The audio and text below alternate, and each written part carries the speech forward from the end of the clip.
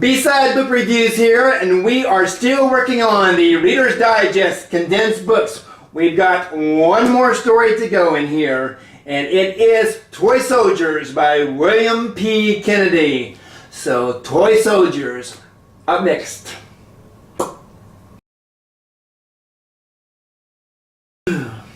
All I can say is that I hope no terrorists ever read this book, because what was tried in this story just might work.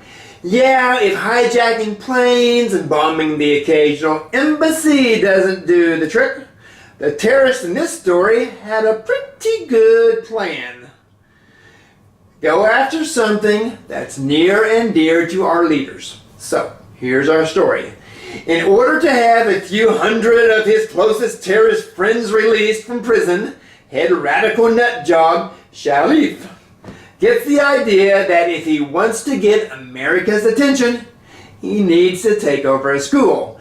Not just any school, mind you, but a high-dollar, affluent boarding school in Italy.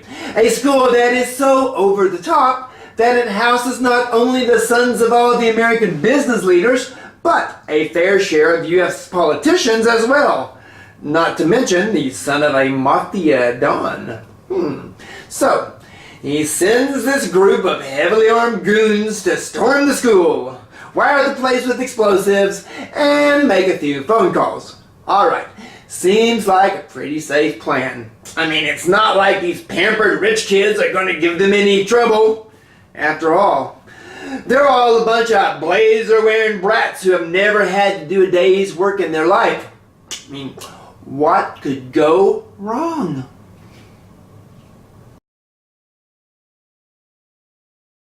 I guess while reading this story, I was supposed to feel the terror that these kids were experiencing while they were under siege by a bunch of whack-job guys with guns.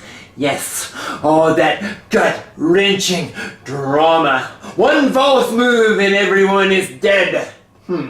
However, if I was stuck in some private all-boys boarding school, I would be welcoming the change of pace.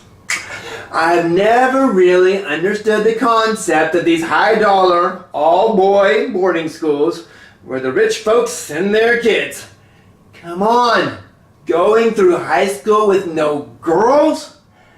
That's where these guys are getting my sympathy.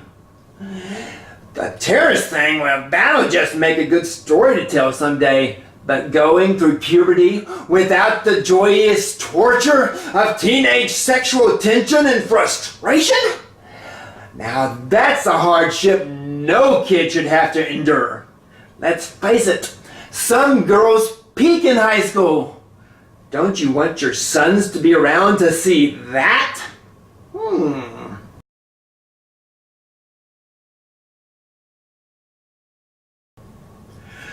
Okay, note to all terrorists. When you take over a school, seek out the practical joker who likes to dabble in electronics.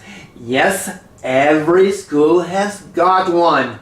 And this school had one who actually knew how to use the remote control off some model airplane to override the bad guy's explosive detonator. He also knew how to rig up his computer to talk to the authorities outside. What? You mean the terrorists didn't go around and collect everybody's computers, iPhones, and iPads? When was this book written? The freaking 80s or something? Well, actually, yeah, it was written in the 80s. And back then, most of the terrorists must have been a bit computer challenged, and probably thought a pocket calculator was powered by an evil spirit. Yes, an evil spirit that performed logarithms.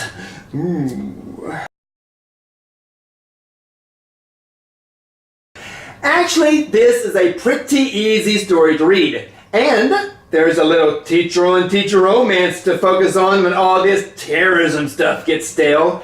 Apparently, one of the teachers at the school is quite the scrumptious dish of female sexuality. And she's Italian to boot. Gee, the poor boys had to have something to fantasize about. Now, I was thinking this story might make a decent movie. However, with the help of Google and YouTube, I see there was a 1991 movie with the same title and kind of the same theme. Yes, there were terrorists, and yes, there was an all-boys boarding school, and there were explosives. But, that's about it. Man, that's Toy Soldier.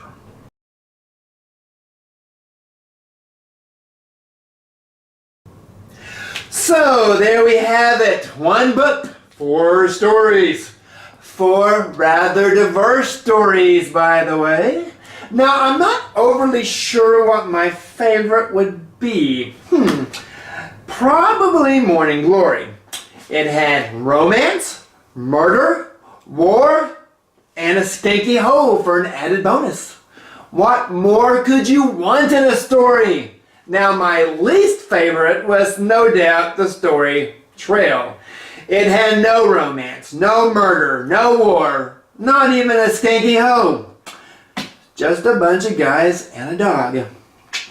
That was it. Well, you know, I really probably ought to give this book back to my brother. I wonder if he even remembers I have it. Probably not.